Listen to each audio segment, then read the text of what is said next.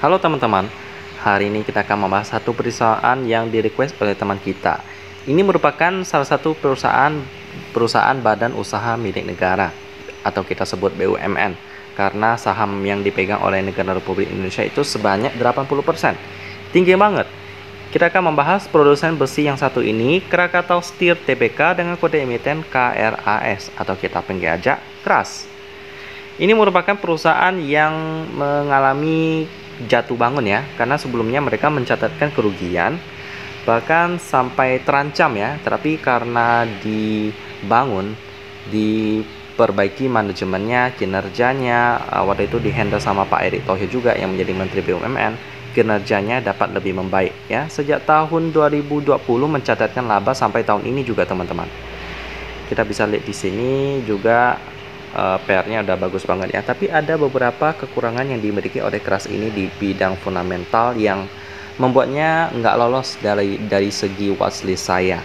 Apakah itu nanti kita akan bahas. Pertama kita kenalan dulu dengan KRAS ini dari sejarahnya, di mana pada tahun 1960 ada penanda tanganan kontrak ya pembangunan Cilegon Steel Mills antara Republik Indonesia dan Chazpromexport Union Export Import Corporation dari Moskow, Rusia. 1962 peletakan batu pertama untuk pembangunannya ya, proyek besi baja Trikora. Tahun 67 proyek besi baja Trikora. Pemerintah mendorong perubahan status proyek besi baja Trikora menjadi perseroan terbatas atau PT. Sesuai dengan keputusan Presiden nomor 17 tanggal 28 Desember 1967. Tahun 70 pengumuman resmi untuk mendirikan PT Krakatau Steel Persero berdasarkan peraturan pemerintah nomor 35 tanggal 31 Agustus 1970. Dan akhirnya PT Krakatau Steel Persero diberikan mandat yang luas untuk membangun industri baja di Indonesia. Tahun 75 pembangunan tahap 1 dengan kapasitas produksi 500.000 ton per tahun. Yap, dan itu sekitar sejarah singkat daripada KRAS ini. Ya, lalu untuk produknya apa-apa aja? Pastinya yang berhubungan dengan besi. Yang pertama ada hot rolled coil atau plate. Yang ini rampalan tipis ya. Lembaran panas yang berupa coil dan plat adalah jenis produk baja yang dihasilkan dari proses pengeluaran panas ya. Untuk produknya ini dipakai untuk apa? Kita bisa lihat di sini ya. Ada diangkum di sini. Contohnya untuk konstruksi umum dan las, pipa dan tabung, komponen dan rangka otomotif, jalur pipa untuk minyak dan gas, casing dan tubing pipa sumur minyak, tabung gas, baja tahan korupsi cuaca, re-rolling, konstruksi kapal dan boiler dan pressurized container. Nah, di sini juga ada cara pemesanannya. Lalu selanjutnya ada cold rolled coil. Yang ini baja rembaran dingin yang banyak dikenal dengan nama baja putih. Yang tadi itu baja hitam ya, yang hot. Yang ini cold punya baja putih. Adalah salah satu bentuk produk baja yang dihasilkan proses pengelolaan dingin. Untuk aplikasinya juga berbeda dengan yang hot tadi, yang baja hitam tadi, karena ini dipakai untuk penggunaan umum, otomotif, granulized sheet, pipa dan tabung, porcelain enamelware, tin mill black plate juga. Lalu selanjutnya produk mereka ada wire rod. Ya, ini merupakan batang kawat dibuat dari baja billet. Oleh sebab itu batang kawat dikategorikan sebagai produk batangan. Untuk membedakannya dari baja lembaran panas dan baja lembaran dingin yang dibuat dari baja slab. Batang kawat biasanya dikelompokkan berdasarkan kandungan karbonnya, yaitu batang kawat dengan karbon rendah, sedang, dan tinggi. Selain itu, batang kawat juga dikategorikan berdasarkan aplikasinya yang juga berbeda-beda ya.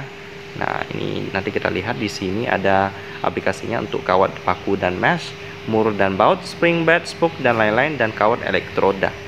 Lalu untuk produk mereka yang terakhir yaitu jasa non-core dan side product. Untuk jasa non-core-nya ada laboratorium teknologi, ada perawatan pabrik dan perbengkelan, ada menyewakan fasilitas seperti gudang, perkantoran lahan terbuka, peralatan teknik dan sebagainya. Lalu ada konsultasi dan pelatihan manajemen dan teknologi. Lalu untuk side produknya ada CO2 dengan spesifikasi food grade, lalu ferro oxide, condensate water dan sebagainya. Ini produk-produk daripada KRAS. Untuk prospeknya sendiri bagaimana? Sebenarnya persaingan daripada baja ini saya udah baca lama banget, itu persaingannya memang berat banget karena bersaing ketat dengan China yang produk-produk bajanya lebih murah. Jadi biasanya ya banyak kegiatan impor baja sih dari China itu yang merusak lingkungan industri dalam negeri dalam sistem yang bidang baja itu. Jadi untuk sekarang kinerjanya sih udah membaik karena juga ada banyak kebijakan daripada menteri-menteri dan presiden yang mendukung industri baja yang ada di dalam negeri. Jadi bisa dilihat perbaikan kinerjanya di statistik sangat baik. Semoga dapat terus berjalan dengan baik. Jadi pemerintah harus mendukung produk-produk dalam negeri. harus diberikan seperti subsidi, insentif dan lain-lain. Dan untuk yang impor-impor itu kalau misalnya kita masih bisa produksi dalam negeri ya bisa dikurangin lah ya. Nah, untuk prospeknya keras ini sekarang sih udah oke banget. Jadi saya berharap kedepannya keras ini dapat membukukan laba dan keuangannya dapat lebih sehat. Untuk pemegang sahamnya sekarang kita lihat dengan seperti tadi kita lihat negara Republik Indonesia dengan posisi 80%, ini jumbo banget, dengan posisi masyarakatnya sebesar 20%. Untuk pemegang sahamnya negara Republik Indonesia pastinya baik-baik aja. Jadi langsung aja kita skip ke bagian key statistiknya yang udah update sampai kuartal pertama tahun 2022 ya. Lalu dengan operating profitnya 36,25 juta US dollar dengan net profit 26,46 juta US dollar. Itu berarti operating profitnya lebih besar, which is nice. Itu berarti penjualan produk-produk baja daripada keras ini aman-aman ya, mau dalam sisi dalam negeri maupun luar negeri. Dengan PR-nya 502 kali, ini dikit lagi akan bisa masuk ke dalam watchlist premium ya. Tapi saya nggak terlalu excited sih. Karena apa? Ini cuma satu kriteria doang yang mereka lihat, yang kita lihat itu menarik. Tapi masih ada 3 kriteria dari saya yang harus dilihat. Tadi kan untuk pemegang saham sih oke-oke aja. Jadi masih ada sisa 2 kriteria. Operating profit margin 5% ya. 5,36% ini cukup standar, tipis ya. Net profit margin 3,91%, ini juga cukup tipis. Dengan current ratio-nya pun cuma 69,74%. Nah, ini salah satu kriteria yang saya nggak loloskan. Karena utangnya memang waktu itu mereka rugi cukup banyak ya untuk tahun-tahun sebelumnya, tahun 2019 dan sebelumnya. Itu karena persaingan yang ketat sampai mereka nggak mendapatkan laba, sampai rugi. Dan itulah membuat keuangan mereka itu terdampak cukup berat ya bagi keras ini, tapi sekarang kinerjanya sudah membaik. Nah, ini yang saya tunggu daripada keras ini, bisa melunasi hutang-hutangnya yang lama ya, biar mengamankan usaha daripada keras ini, biar nanti nggak tiba-tiba bangkrut dan menyebabkan investor itu mengalami kerugian ya. Selanjutnya kita lihat turnover-nya itu sebesar 10,31 miliar rupiah. Ini cukup liquid untuk hari Jumat kemarin ya. So, untuk keras ini bagaimana? Dari keempat kriteria saya ini cuma satu yang nggak lolos, tapi ini yang penting, yakni liquidity-nya. Jadi untuk sementara sih saya skip dulu ya, saya nggak rekomendasikan keras ini. Kecuali kalau misalnya kinerjanya membaik, cuannya besar ya. Untuk sekarang sih cuannya besar ya, PR-nya sampai 5 kali ke bawah. 5 kali ya, maksudnya 5,02 kali. Kalau ini dipertahankan terus, laba terus, mereka bakal punya cash yang bisa untuk bayar hutang. Setelah itu nanti kinerja mereka untuk di koordinasinya pun bisa 100% ke atas ya.